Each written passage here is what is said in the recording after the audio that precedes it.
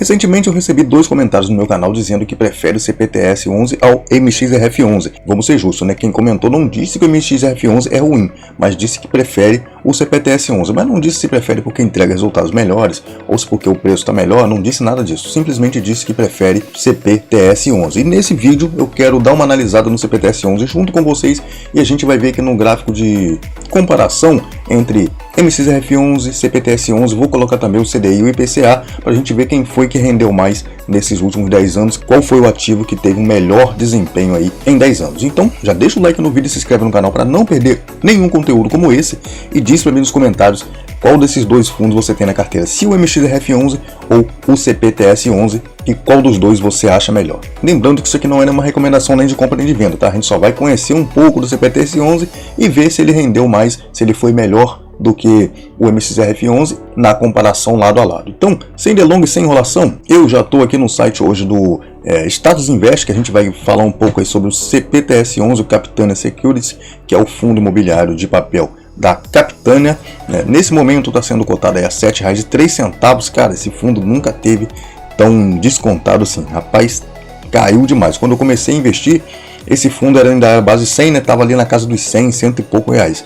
Na base 10 seria R$10, né? Mas está muito descontado mesmo, o preço caiu bastante de quando eu comecei a investir para cá.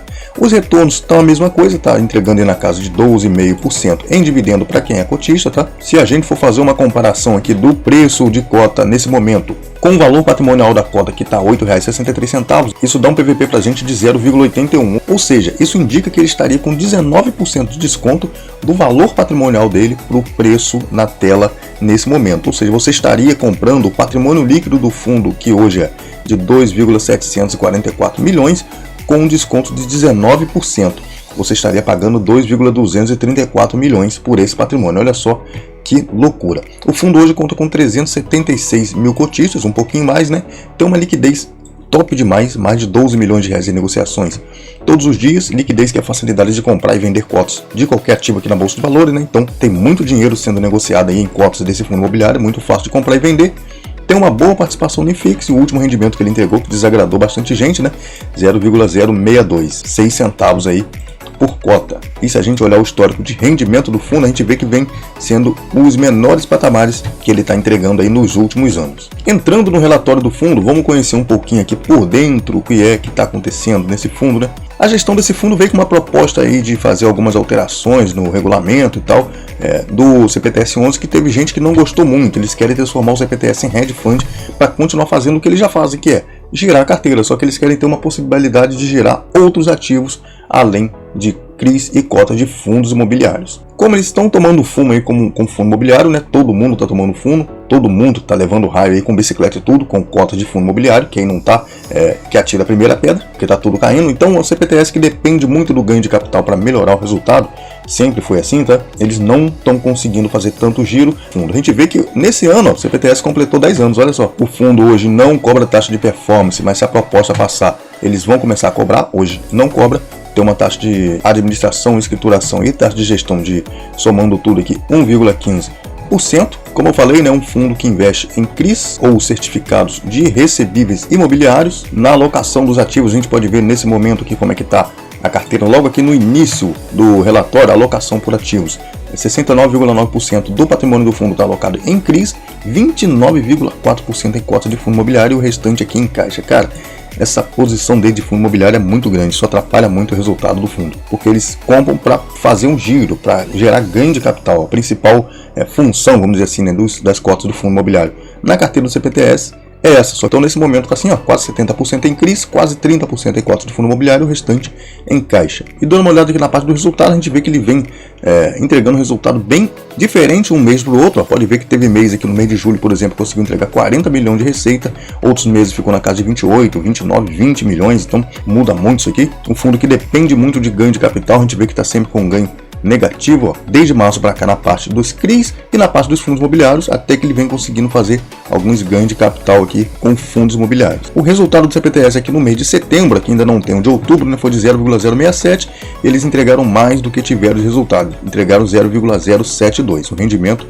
entregue maior do que o resultado que eles tiveram, o que eles vêm fazendo várias vezes aqui. Tem um resultado menor e entrega um pouco mais. Quando tem um resultado maior, entrega tudo. E no mês de julho teve um resultado bem bacana, entregaram menos e fizeram uma pequena reserva para poder complementar outros meses, enquanto agosto foi um resultado pífio, cara. Olha só, 4 centavos, quase 5 centavos de resultado somente. Então, resultado do fundo vem sendo bem baixo nos últimos meses. E vamos dar uma olhada aqui numa tabela de comparação que eu coloquei para a gente fazer aqui, entre CPTS, como a pessoa comentou aí, o MXRF11, né? Eu coloquei também, e também coloquei o CDI e o IPCA para a gente comparar, para ver qual dos dois fundos contra esses dois índices rendeu mais aí nos últimos tempos. Então a gente pode ver que na linha amarela vai ser o CPTS, linha verde MX, CDI linha vermelha e o IPCA na linha rosa aqui, né? Nos últimos 2 anos, o CDI vem ganhando, porém o MXRF11 andou sempre por cima, né? Perdeu agora por conta da desvalorização da cota, como já falei em outro vídeo, né? CPTS chegou a andar 3 meses acima do CDI aqui, porém a maioria do tempo nesses 2 anos está sempre perdendo, só ganhou do IPCA. Se a gente colocar no gráfico de 5 anos, não dá para a gente fazer essa comparação, porque aqui teve o desdobramento, então aqui o site não traz para a gente as informações com a cota desdobrada em 5 anos. Então vamos colocar no prazo maior de 10 anos, vai acontecer a mesma coisa, mas vocês vão entender o que eu quero falar. Olha só, no prazo de 10 anos, o CPTS até o desdobramento não ganhou de ninguém. Olha só que incrível. Enquanto que o MXRF11 está sempre voando alto aqui, ó, sempre passando por cima de tudo.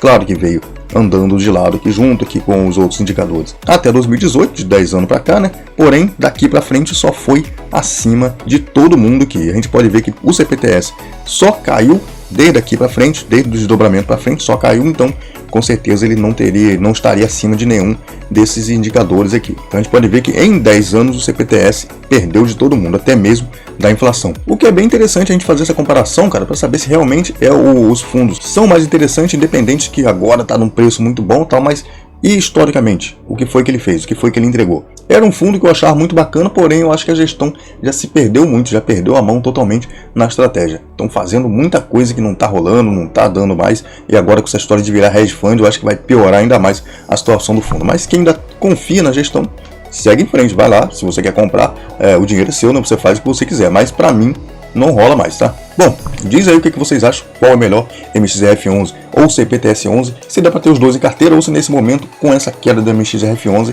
é totalmente descartado comprar CPTS e colocar o MXRF11 na carteira, seria a melhor opção. Diz aí para mim o que é que vocês acham. Lembrando novamente, não é nenhuma recomendação nem de compra nem de venda esse vídeo, tá? O vídeo vai ficando por aqui, espero que vocês tenham gostado, valeu, é nóis, fui!